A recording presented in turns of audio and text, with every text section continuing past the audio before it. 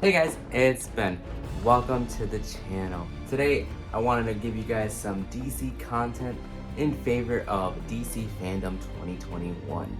I don't know about you guys, but after seeing that Batman trailer, I am pretty stoked for next year. Without further ado though, I did want to break out my Batman Beyond, as well as my Zack Snyder's Justice League Superman in the black suit.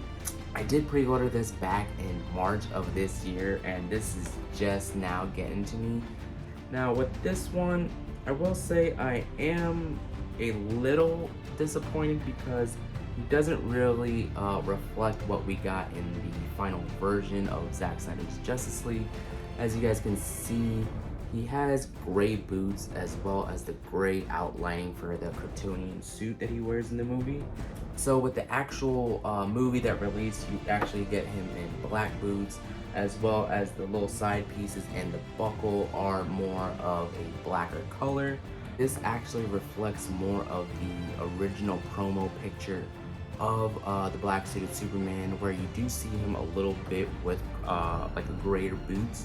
They were a little lighter than of the actual suit that we got in the final cut. That's probably more to do with post-production, and that's why we have this as this color and not the other way around. Not a big fan of Zack Snyder's Justice League pops that came out. I feel like they could have done a lot better with these. The metallic versions of Desaad and of Darkseid look a lot better. Same thing with Superman. The Diana Prince one actually looks better in color than it does in black and white. Open this this bad boy real quick and give you guys a better look. Okay, this is interesting. They actually have it like in a double thing. Okay. I'm a really big fan of taking the pops out of the box. I know it doesn't do well for collecting purposes, but I think they just look so good out of the box. He comes with a little clear stand. It actually makes him look like he's flying when seeing him in the dark actually.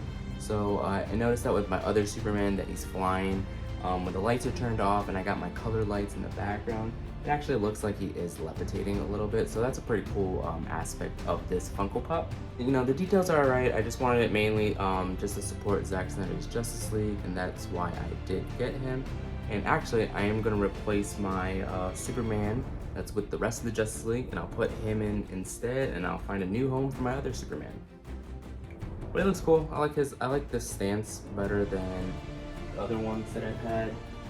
This is just from, I believe this one is from BVS actually. So, you know, surprisingly, Clark got a lot lighter when he came back from the dead. As you guys can see, he has more of a tan, and this Superman is a lot lighter, a lot more pale. That's kind of, it's actually kind of funny. And now I'm going to get into the Batman Beyond from Todd McFarlane. If you guys have seen the Batman Beyond series, it's pretty good. It's not better than the Batman animated series, but they do have a pretty good amount of episodes. You can actually catch this on HBO Max.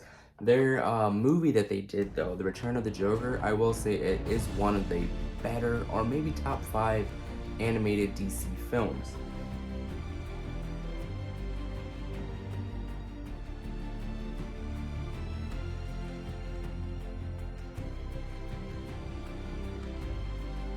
Alright guys, here he is. It was really difficult to take out of the box. I thought these wings were actually, they'd come off, but it doesn't look like they do.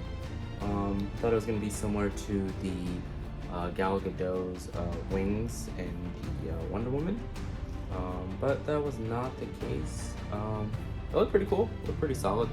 These little wings right here that give them some wing action. They turned pretty well, so that's good at least.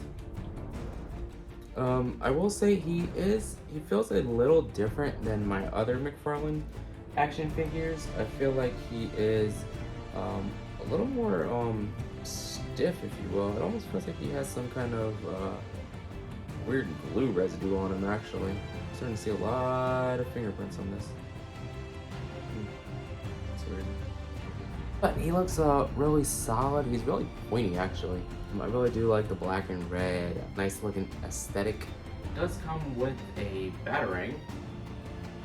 Classic Batarang, but this one's in red, so that's pretty cool.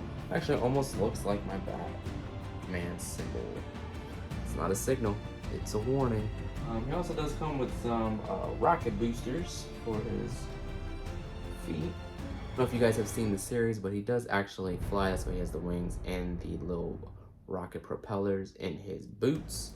Don't know why it's like this, but yeah, looks kind of cool.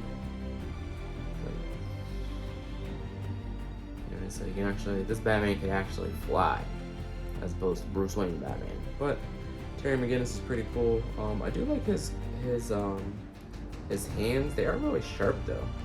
They more or less resemble claws. That's probably why they're so sharp. But the hands that he comes with are actually pretty smooth. So I'll probably actually just leave him with these. But it looks pretty cool.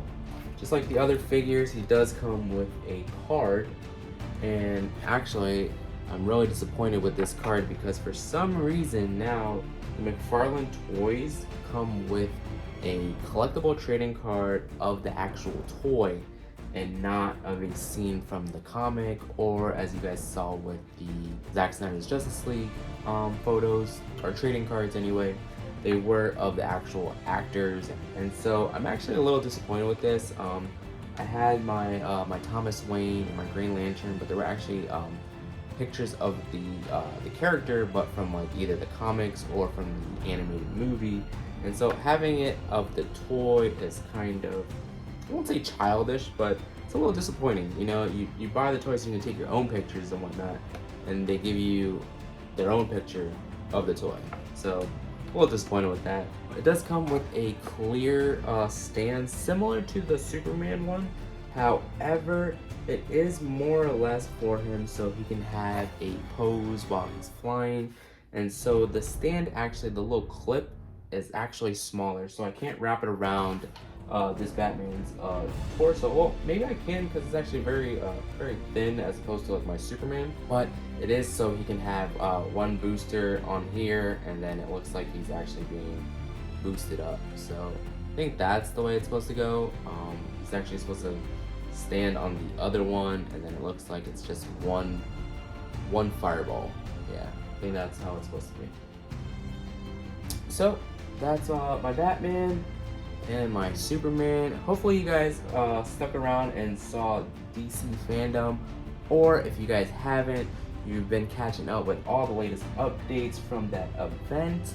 I thoroughly enjoyed it. There was a lot of stuff to take in from that event, so if you guys haven't seen any of the latest stuff, I suggest you guys go hit up YouTube and catch up on it. There was some updates on the Batman, the Flash, as well as Black Adam. For that movie, I'm really excited for.